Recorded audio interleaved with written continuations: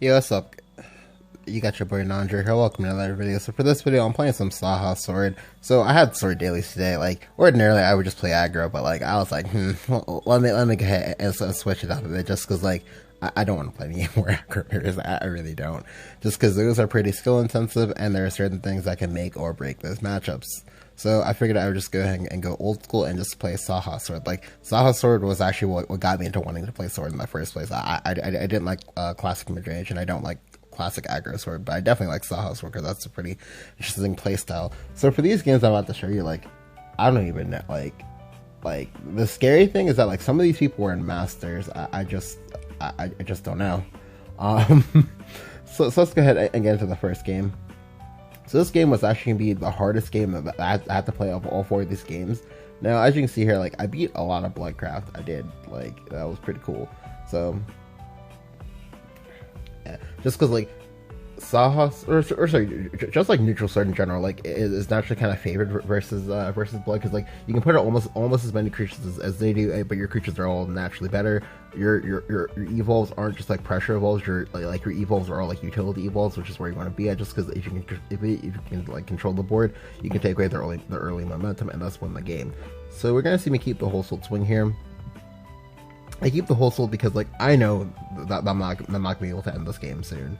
Like I know it's 100% aggro, so I like keeping this. I pick up the Unica, so now I have the absolute just like turn 2, turn 3. So here he plays with the Ambling after this, so I wanted this now means I can play out the Unica, and if I play out the Unica here, now he has to remove it. If he doesn't remove it, he's going to be in trouble. Ideally for him, he would like to use a Hungering Horde just because this way he doesn't lose any damage.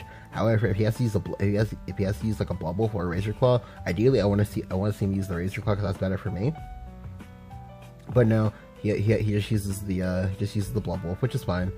Like, so here we'll just see me go hold tilt swing. Now, to be honest with you, there was a world in which I played out the Maisie there.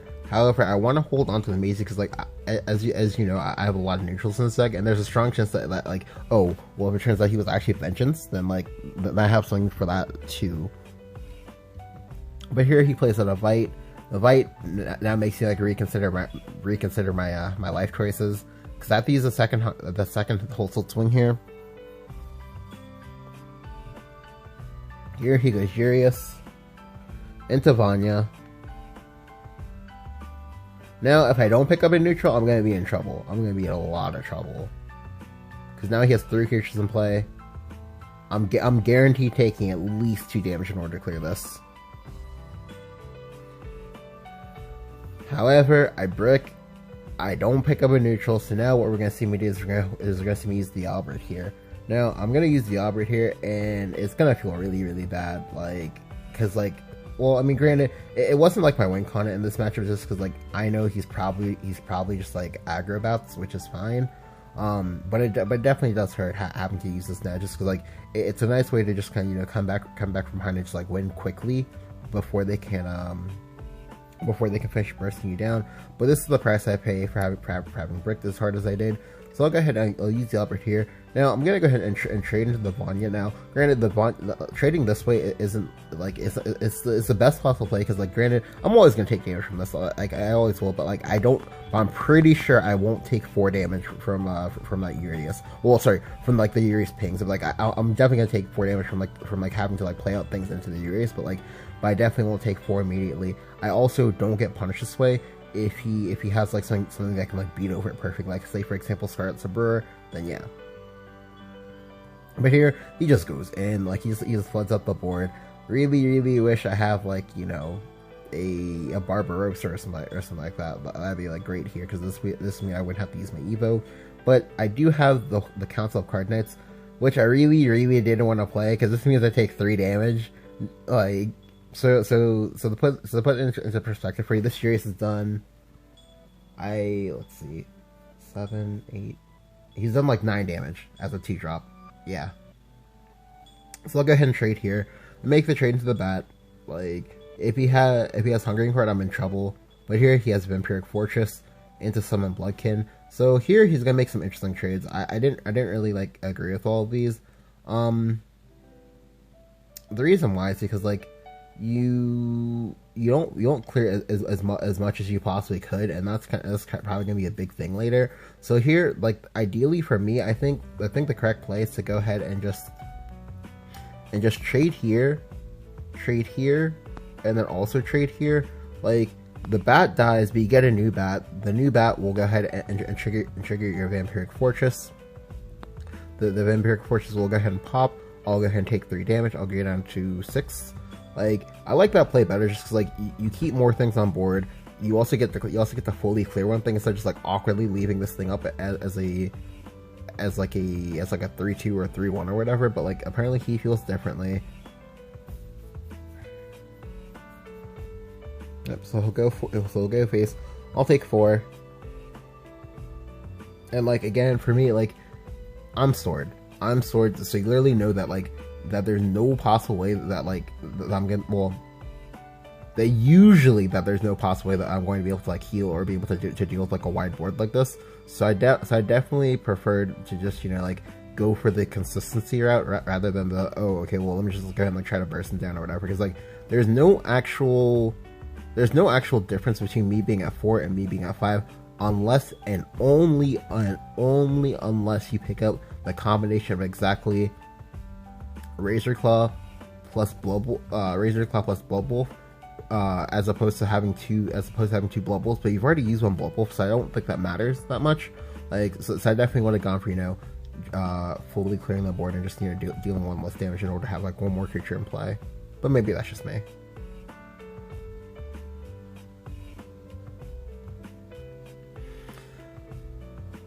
So here I go ahead and slam it on my front guard. So the front guard is actually amazing here because like it means even if he has a DOD here, he has to have exactly DOD plus something to get through this ward, and or just a burn spell. So he has to have exactly DOD plus Razor Claw, or he has to have Karabos here into DOD, and that'll be enough to end the game. But if he doesn't, I'm good to go. Here he has Summon Blood, and I'm like, wow. So now I'm at 2. Which means now I can still die. I still die to a Razor Claw top deck, but it has to be exactly Razor Claw or exactly Dance. So if it's not those 2 cards, that means I win now.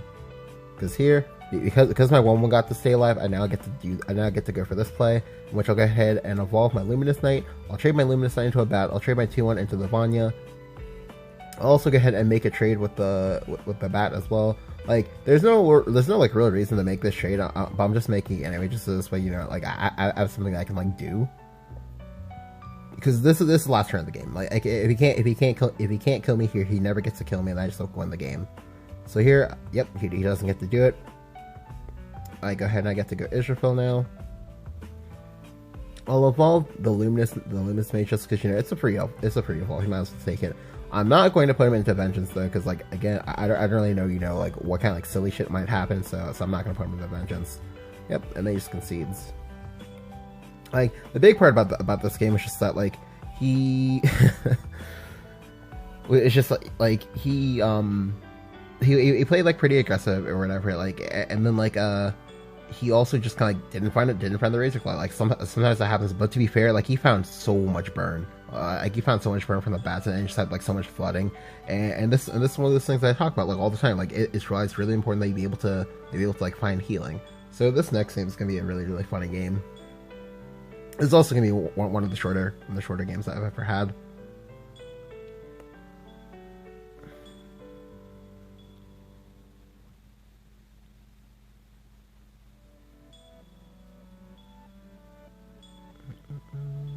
Alright, so I'm going first this game again. Like, actually, well, alright, so I prefer to go first, I think, but like going second is fine too, just because like he has me like strong swing of walls. So like as long as you find like Unica and your Grimnir, or as long as you find like your whole tilt swings, you'll be fine.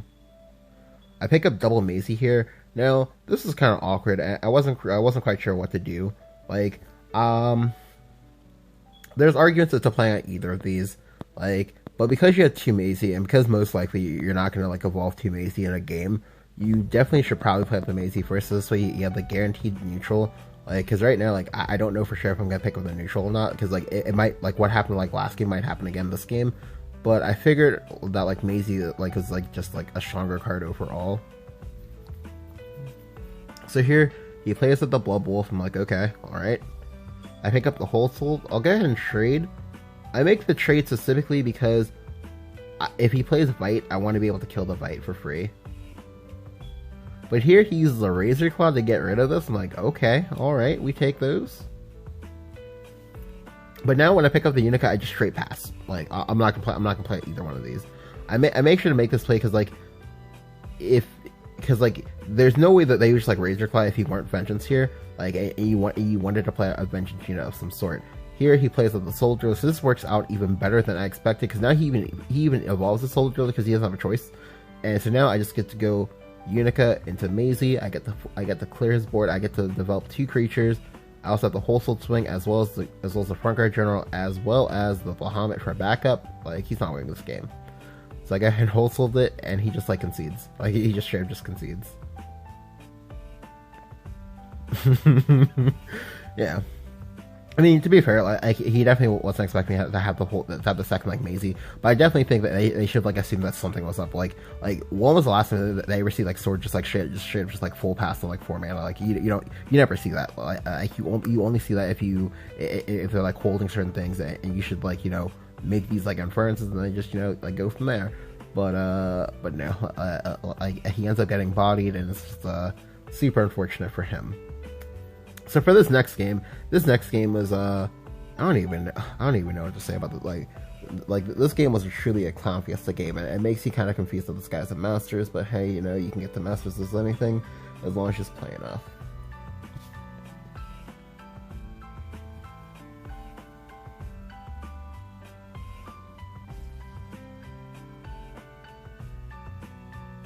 Alright, so for this game I'm going second. Now, like I said, like I don't mind going first or going second. Like the only thing I care about is if I see like my anti-aggro. If I see my anti-aggro, it doesn't matter to me which order I go.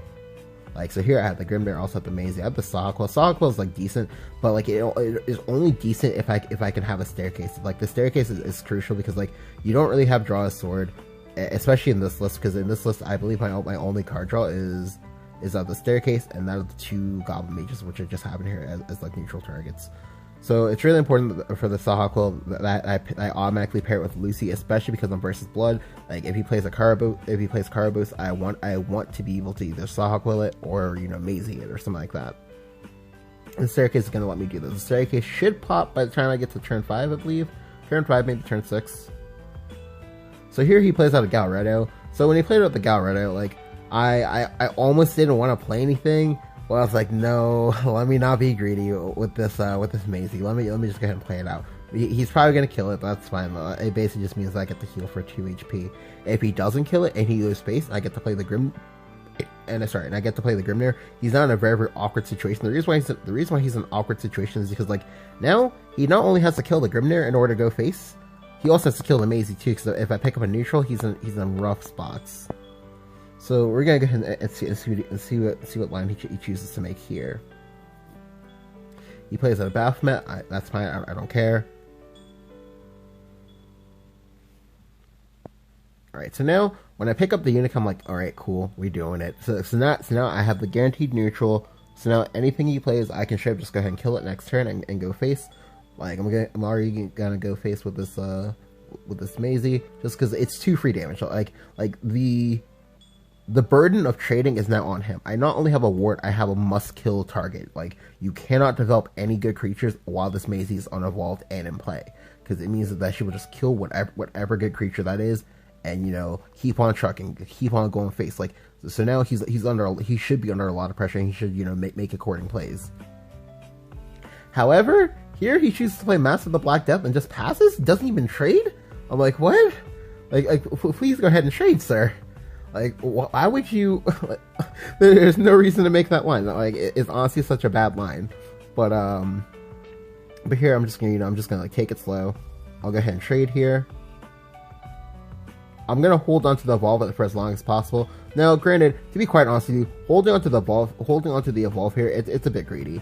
Like, it's honestly really greedy, just because he played Massive Black Death, like, I can now probably infer, like, he's, like, Control Blood of some sort, and now, like, for doing this play, I get hard punished. I mean, hard punished by by Scarlet Saber, just because like the Scarlet Saber comes down, it kills these two. It's at 4 HP, which means like if I want to kill it with the Luminous Mage, it means I have to evolve the Luminous Mage herself as opposed to the Luminous Knight. So this is definitely a little bit of a questionable line for me. However, I wasn't quite sure what to think. Like, and I was like, why is he leaving the? Why is he just like leaving this up? Like, is he just planning to kill it? Like, so that's why I'd like make the line that I did, just because again I wanted to deny her from playing any good creatures. Like, because I'm Software, I don't need to really care if like this game goes on for a while. Like I don't. But here, he kills the Unica to stop me from healing, as opposed to killing the Maisie. The fuck? What? Why would you do that? And then he doesn't even Evo. Why would you make these plays? So now, I somehow, despite fucking up, like I somehow managed to get like a prime kill on the Scarlet Saber as opposed to like ordinarily being punished for the line of play that I did, just because like my opponent wanted to keep me low because he thought I was sorted and didn't have healing. So yeah, I don't know. But now I'm gonna go ahead and pop his mask, and I'm also gonna go ahead and play out the Luminous Mage as well. I play out the Luminous Mage specifically because like, look how many creatures I have. I have 4 creatures in play. He's also at 18, so even if he wants to, he can't play Revelation yet, which means like next turn I'm going to get at least a ton of damage with this Luminous Knight. He doesn't even Evo here either. I'm like, okay. So now what I'm going to do is I'm just going to evolve this. I'm just going to send everything face. So I do this for 3 reasons. 1, I set up lethal this way. 2, the trades were already kind of bad for me, so I didn't want to make them at all. Just because like, I kill this, okay, it's a 1-drop. I kill this, okay, she replaces herself, and then she brings him a 5/5 that he can play out next turn.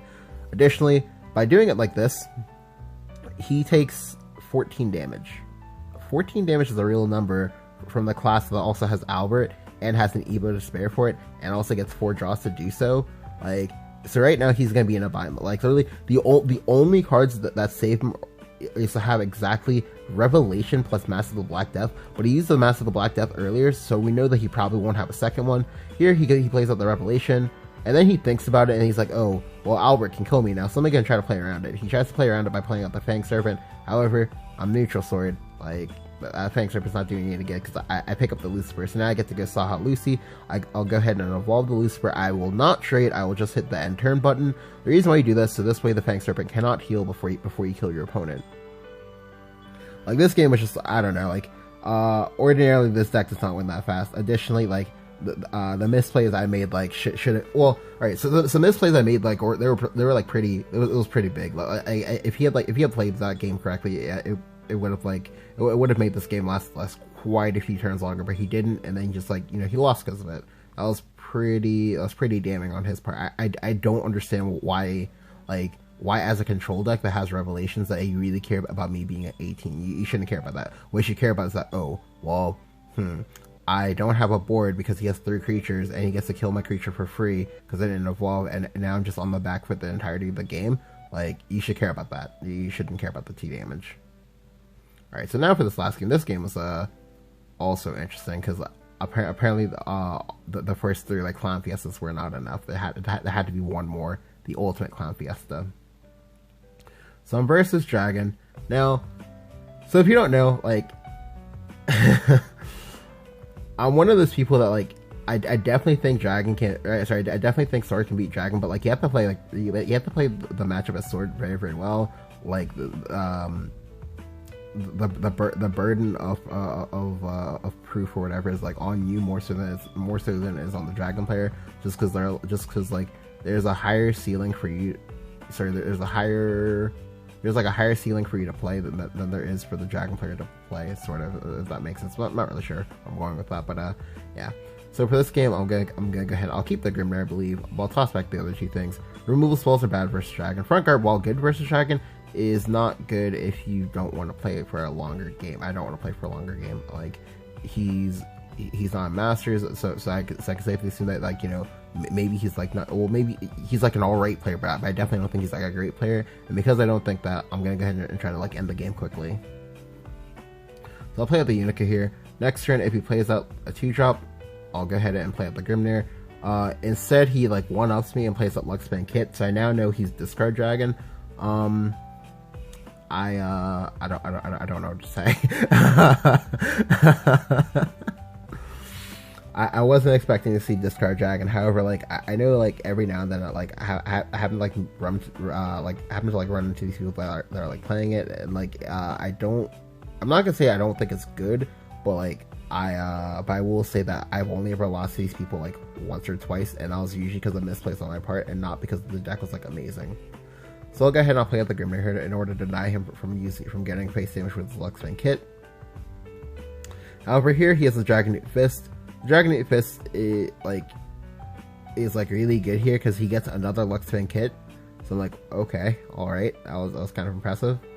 But here I just can go Whole Tilt Swing into the Unica. So I'm willing to play the Unica here because like I always had the Kai'Sa plus Maisie next turn. However, here he chooses this turn to play his Dracomancer's Rites. I don't really know if I agree with that per se. The reason why I don't know if I agree with that is because this turn, if I were to go Albert, Evo the Albert, not Evo the Albert, Evo the Knight, go face with all of this, that would be 8 damage, I believe. Yeah, that'd be 8 damage. You would have to have some form of like board clear for this. You can't have that because that would be on 5 mana. Additionally, I have the Carrot evolve in order to revenge kill the Sybil if that wants to come down. The Sybil won't even heal you anyway, so I'll get in 5 more damage. However, I'm just kind of like, fuck it, let me go ahead and just try to play for a little bit of a longer game, like because like I wanted to try to get Evos on Maisie, but like again, but I don't really think that was correct in this case. Like the correct play is definitely to just kind of like slam down the Albert and just like make the Evo on the Knight. You always make the Evo on the Knight just because like the Knight is your weakest unit in play. You want to be able to protect your weakest units as much as possible because this way you get in a lot of repetitive damage. But I felt like playing for like a slower game was perfectly okay because he's discard dragon and not say like regular just like ramp dragon. I know that the only heals he has in his deck are just like the Forever and the Sybils, and that he probably doesn't have as good of board clears, so I can go ahead and like abuse that. Like the only thing I have to worry about is just say a Breath of Salamander, but here he evolves the Uriel. I'm like, oh, okay, so I get a little bit like rewarded, I guess, because like, JK. All right, so. Alright, so I get a little bit, I guess, like rewarded for not going for the Albert play, because this means that I can now just like save it for later. So I'll go ahead and I'll trade in my 1/1 in order to Whole Tilt Swing this guy. So I make that play. You can argue to make the other play, and that'll be fine too. Of trading in your carrot to replay your carrot, and this way, while you lose 2 face damage, you also get to keep a removal spell in your hand, which could be it could be useful. However, I decided that I wanted the face damage just because like my game plan is just keep him low. Keep him in a spot where I can always like deal with the stuff he's about to do. If I need to, I always have 3 Maisies in his deck, so if he ever plays a Sybil, I can maybe say go for Goblin Mage to try to find the Maisie, and that'll be alright. But here he plays Griffin Knight. The Griffin Knight helps him full clear my board. He gets to draw a card. That's fine. I don't care. Alright, so now I do pick up the Goblin Mage. I'm like, okay, cool. This is what we were waiting for. I pick up the Maisie as well, and now I'm just gonna full play all of these. So you might be wondering why I'm choosing to do this. However, look at his HP bar. We know from his HP bar that he is at 11. We also know that I still have 2 Evos for this Albert, so he's effectively at 1. Now, additionally, from this, we also know that the best possible line for him here would be to either have Sybil, which isn't the best because he doesn't actually get he gets a near full clear, but not like a full clear. Like he would have to have Sybil plus a second Dragonite Fist in order to put me in a very, very bad spot. However, in addition to the Sybil, he goes up to 14, but the Lucifer Evo brings him right back down to 10. So he needs to have a Sybil this turn and a Sybil next turn, as well as a Ward next turn as well, in order to be in a great spot. That's a lot of cards for him to have. That's a lot of very, very specific cards for him to have. Like there's no substitutes either. So that's why I decided to go ahead and full play at this board. I full play this board knowing full that like it invites him to want to play Breathless Salamander, but it's actually a trap. If he plays with the Breathless Salamander, this means he's now in checkmate. Yep. So he does it. That's cool. That's fine. You get your 4 damage. Go for it. I don't care. So now this turn, I'm gonna go ahead and slam the Lucifer. So the Lucifer is actually really, really strong because like the Lucifer, because it's so big, it guarantees that he cannot play a ward and Sybil in the same turn. Like, and that's very, very huge. Like, because now the only way he stays alive is if he can ward up this turn, and then maybe say play a ward the next turn as well. But this card, thankfully, doesn't play that many wards. Like, the best card for him to have now right now, and I mean the best card for him to have would be Owl Guardian. But I'm not going to say that he has Owl. I don't think he has Owl Guardian, just because like a lot of people don't think Owl Guardian is a good card. Owl Guardian it was at one point actually kind of amazing. So I'll go ahead and I'll slam another Lucifer here. I'll drop him down to 10 because again, I'm banking on the fact that I don't think that he has a lot of very specific cards in order to win this matchup. Now, additionally, the good thing about this is that like even if this fails, even if this line fails, I still have the Albert for backup. I still have the Bahamut for backup. I still have whatever my next card is for backup. So here he plays with the Sybil like I expected. Into the Ayla. So he gives me his last Evo as well. So even if this line of play doesn't work, I'm still fine because he had to give me his last Evo. So in the event where I couldn't kill him, then I'd be fine because I would just be able to just like play out the grinder game because I don't think he has Scythers in this. I don't think he has Scythers in there. Like and even then like granted this is kind of like anecdotal and it doesn't really matter. But even now like with the top deck I had with the Barbarossa, like that was also good because if in the event where I was also like like say damage off, I could always just go ahead and go Barbarossa and just trade and just make the Barbarossa like actual living hell for him, and then go ahead and then play out the Bahamut next. But yeah, but it's just game here. Sky Knights assemble. Like the big part about that game was just I knew that he needed to have like very very specific cards if he wanted to win. He also didn't have the Sybil on the first like the possible ideal turn for him to have it, which would have been on my turn, either on my turn 6 or my turn 7. And then like I played aggressive and I didn't like make any more trades than I absolutely needed to. Additionally, even like if I wanted to, I could have even gone like like extra aggressive and just probably maybe ended the game even sooner. But I wanted to play it as safe as possible. I wanted to play as slow as possible just because like it's this card. This card is not going to kill you that fast. So I'm able to take the win. If you enjoyed the video, go and leave a like, go and hit the subscribe button. Let me know what you think about Saha Sword down the console, or just neutral sword in general down the console. Thank you guys.